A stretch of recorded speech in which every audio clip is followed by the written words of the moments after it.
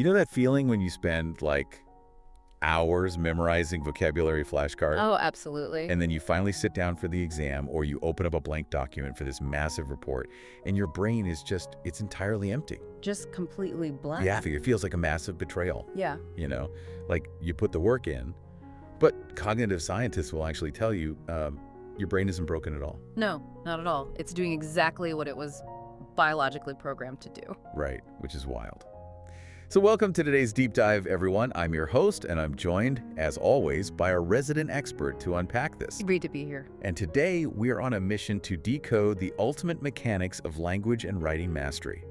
So we've got a fantastic stack of sources. Yeah, really good ones today. We're pulling from a cognitive science breakdown on spaced repetition for language learning, Stephen Bailey's really comprehensive handbook, Academic Writing for International Students. A classic. Yeah, and a fascinating academic paper detailing an AI-powered preparation platform for the IELTS writing exam. Yeah, that last one is, it's pretty cutting-edge stuff. Super cutting edge.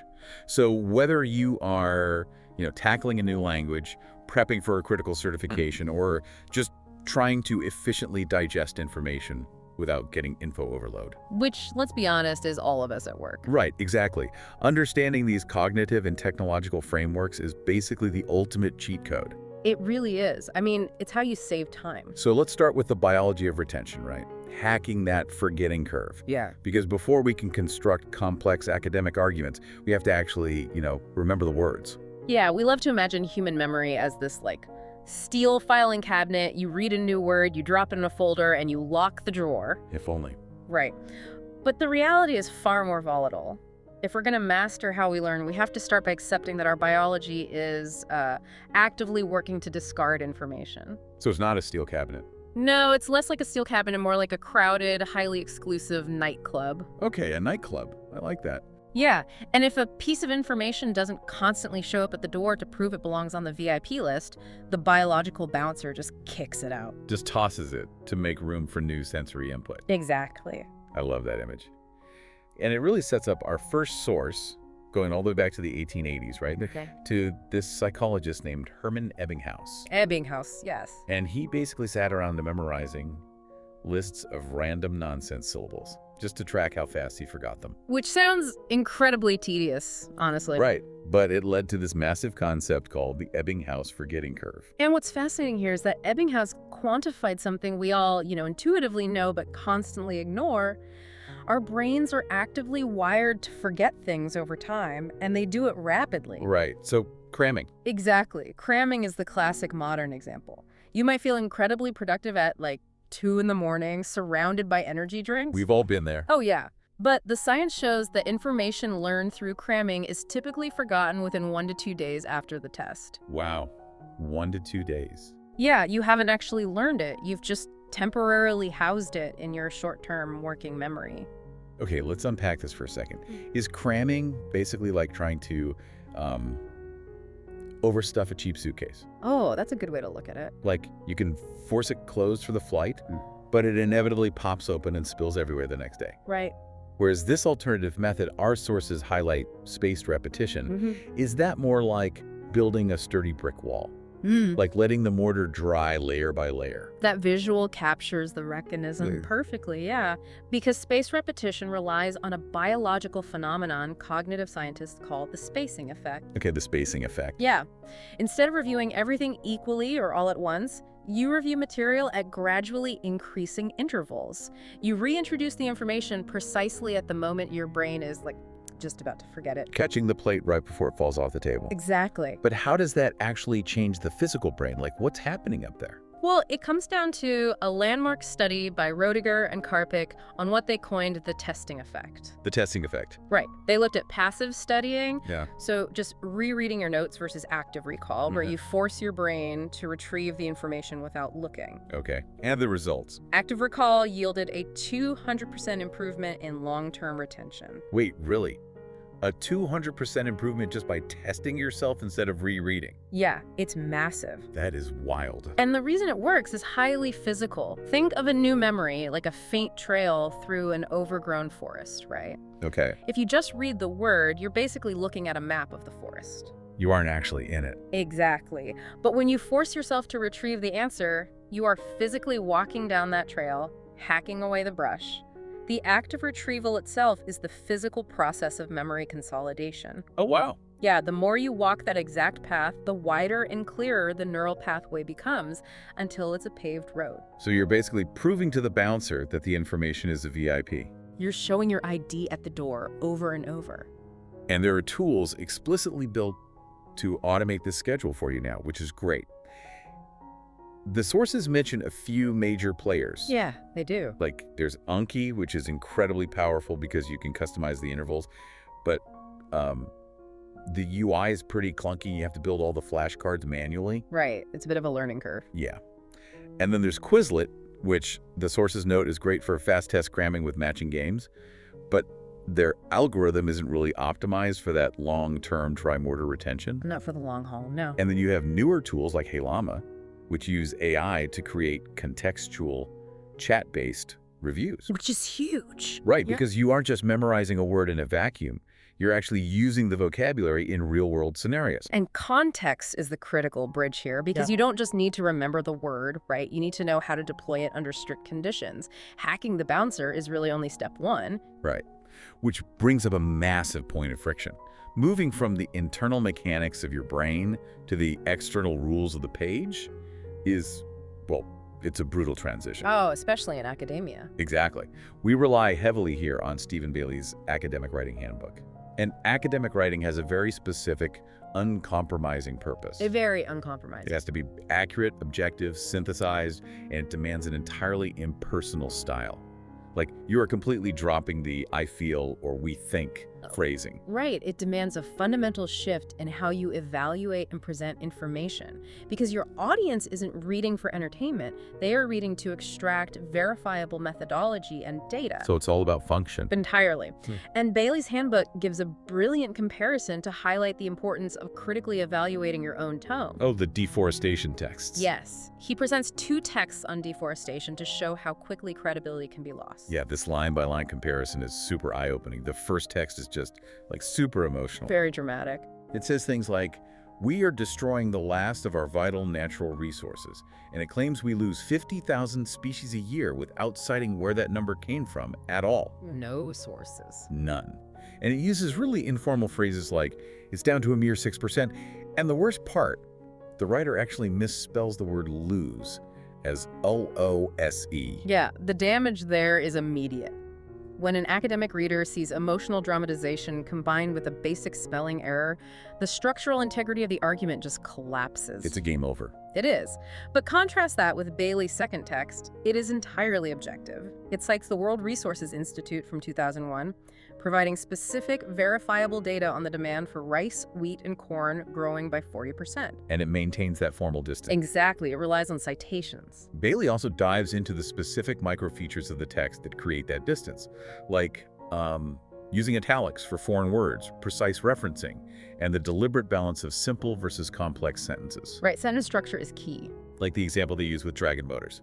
A simple sentence is, in 2009, the company produced over 135,000 vehicles. Pretty straightforward. Yeah, but academic writing requires you to eventually link those clauses with conjunctions or relative pronouns to show causality. You have to evolve it to something like, in 2011, the company built 164,820 vehicles, which was the peak of production. Right, showing the relationship between the facts. But I have to ask, and I think a lot of people feel this frustration when writing reports, if academic writing demands such strict, impersonal structure, unlike the natural chat-based flow of an app like HeyLlama, does that kill the writer's actual voice and creativity? It's a common fear. Like, if everyone sounds exactly the same, doesn't the research lose its human impact? Well, if we connect this to the bigger picture, we have to look entirely at the reader's experience. The rigid structures of academia, the abstracts, the literature reviews, the precise methodology sections, they exist specifically to reduce the reader's cognitive load. Okay, so it's about the reader. Yes. Creativity in academia isn't about flowery language or emotional appeals. It's about the clarity of the evidence and the novelty of the connections you're making. Oh, I see. So the formatting is like a clear glass, and your research is the water inside. You don't want an intricately carved, wildly colored glass distracting the person from what they're actually trying to drink. That is the exact philosophy. The structure is merely the delivery mechanism for the data. Okay, but wait. If Bailey's academic structure is so rigidly formulaic precisely to reduce cognitive load, it sounds almost algorithmic. It does, doesn't it? Yeah. If humans are forced to write like machines to fit this objective format, shouldn't a machine be able to grade it perfectly? And that exact question is the focal point of our third source. It explores the technological frontier of grading. Right, the AI grading paper. Yeah, the researchers focused on the IELTS exam. And for context, if you are an international student or professional, the IELTS is the gatekeeper exam for studying or working in English-speaking countries. It's a massive deal. Huge! And the writing section of this exam consistently yields the lowest mean scores across the board. Because students misinterpret the prompts. Right. And they struggle with that objective argumentation Bailey talked about. Exactly. And traditional classroom feedback is just, way too slow to help them iterate. Right. So to solve this bottleneck, researchers used a methodology called design-based research, or DBR cycles. DBR cycles. Yeah.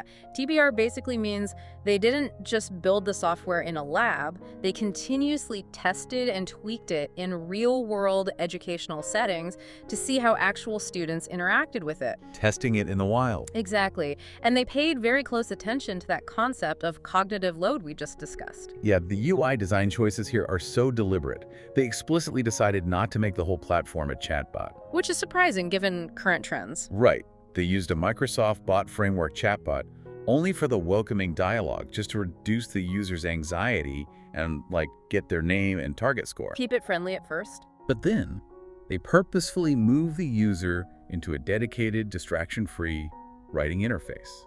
They knew that a pure chatbot interface for a high-stakes writing exam would split the user's attention and cause massive cognitive overload. They engineered the environment perfectly, but the real drama of this research happened in the grading algorithms themselves. Oh yeah, the early attempts were rough. Very rough.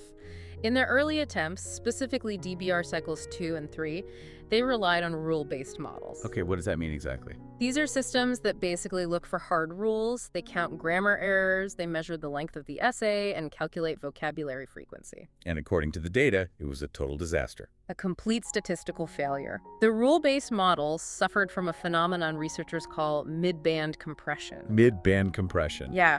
Because the AI couldn't truly understand the nuance of a complex argument, it essentially played it safe. It just clustered everyone's scores right around the middle of the 5.5 to 6.5 band range. Oh, so it just gave everyone a C+ to avoid making a drastic mistake. Exactly. It completely failed to capture the highly nuanced 8.0 or 9.0 essays. And worse, it produced a negative R-squared value. Okay, a negative R-squared, meaning the AI was actually worse at grading the essay than if you had just blindly guessed the average score for every single student. Yes. The model failed to follow the trend of the data entirely. It hit a hard performance ceiling that strict checklist-style rules simply couldn't break through. But then the data shows this massive breakthrough in cycle 4. The researchers shifted the engine to something called a Distilbert transformer model with a regression head. That's a mouthful. Right. And the results were night and day. Have the mean absolute error, the MAE, down to 0.666, meaning its score predictions were suddenly incredibly close to expert human graders. Huge leap forward. So what does this all mean? When they swapped the rule-based system for a Distilbert transformer, does that basically mean the AI stopped acting like a strict grammar teacher holding a checklist and started reading for context and semantics the way a human examiner does? That is the functional result, yes. This strict grammar teacher just looks at the surface. But transformers represent a paradigm shift in machine learning. BERT stands for bidirectional encoder representations from transformers. Wow, okay. Yeah, without getting lost in the weeds, it means the AI doesn't just read left to right. By their very architectural design, transformers use attention mechanisms to weigh the importance of every word in a sentence against every other word simultaneously. Oh, wow, it looks at the whole ecosystem of the sentence at once. Yes. This allows the AI to capture the holistic structure of an essay. It overcomes the limitations of simple word count algorithms and actually maps the ordinal contextual nature of human scoring. That makes sense. And Distilbert is just a lighter, more efficient version of that architecture. So it learned how to read between the lines. Which leads us to the final and maybe the most mind-bending part of this research. Grading is one thing, but now that the AI can actually evaluate accurately, how should it coach the student? Right, because coaching is a totally different skill. This brings us full circle to how humans actually learn and integrate feedback. In DBR Cycle 5, the researchers moved from grading to testing adaptive feedback. Adaptive feedback. Right. They simulated 5 distinct student personas labeled P1 through P5, each with a very different style of revising their essays based on what the AI told them to fix. The results of this simulation blew my mind. Yeah, they were super counterintuitive. Persona 1, which only made surface-level edits like fixing spelling and basic grammar, and Persona 5, which made very conservative, safe edits without adding new ideas, were incredibly successful. Very successful. They saw 100% of their essays improve and netted the highest average score boost. But the paradox emerges when we look at Persona 4. Right. Persona 4 was the coherence-focused student. This persona aggressively tried to restructure paragraphs, change the sentence flow, and deeply alter the logic based on the AI's feedback. And the result? A negative average score change, minus 0.0532. Only 50% of those essays improved. Here's where it gets really interesting. Oh, wait. Is the AI data seriously telling us to just play it safe? It seems like it, right? Like, just fix the commas, use better vocabulary, and don't try to restructure the argument. Isn't telling a student to avoid deep structural revisions completely counterintuitive to becoming a better writer? It is. And this raises an important question about the limits of current technology. Okay. The data isn't saying that restructuring an essay is bad. It is saying that aggressive structural interventions guided purely by AI are incredibly risky. But why? If the AI knows what a perfect essay looks like, why does following its structural advice hurt the student? Because humans rely on transitional glue to make ideas make sense. Transitional glue? Yeah. When a student tries to deeply alter their logical flow based on an algorithm's prompts, say the AI suggests moving paragraph 3 up to paragraph 1, the student moves the text, but often fails to rewrite the transitional sentences. Oh, so they just copy-paste it. Yeah, exactly. They break their own natural coherence, leaving the essay a disjointed mess. The AI can highlight a structural weakness, but it currently lacks the pedagogical nuance to guide a student through the messy human process of rebuilding their entire argument without the essay falling apart. So it's a phenomenal proofreader, but a terrible developmental editor. That's a great way to put it. The key takeaway from the data is that AI is an incredible, highly effective tool for surface-level, spaced repetition-style grammar and vocabulary fixes. It will reliably boost your score there. Right. But higher-order cognitive structuring, the true logic of your argument, still requires human instructor guidance. That is such an empowering realization. It really is. We have covered some serious ground today. We started by looking at how to hack your brain's biological bouncer using spaced repetition, physically carving out neural pathways to lock in vocabulary. Breaking out of the short-term memory trap. Exactly.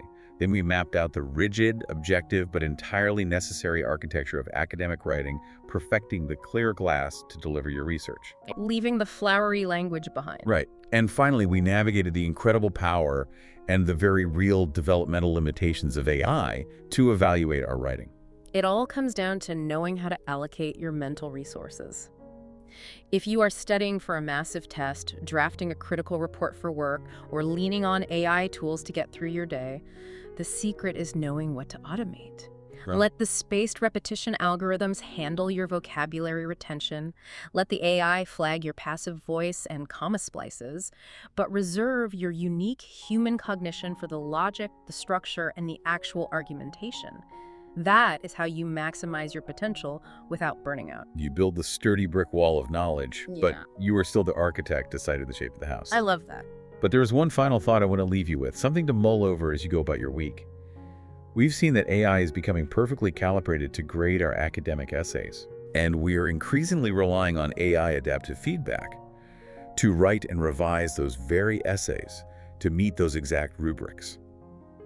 If the machine is telling us how to write, so that another machine will give us a high grade, are we heading toward a future where we are simply training machines to write for other machines? Wow. Are we losing the water just to perfect the glass? It makes you wonder if the human voice is going to be the next thing the biological bouncer kicks out of the club. A terrifying and fascinating thought. Keep questioning the systems you use, keep pushing your own boundaries, and never stop digging deeper. We will catch you on the next deep dive.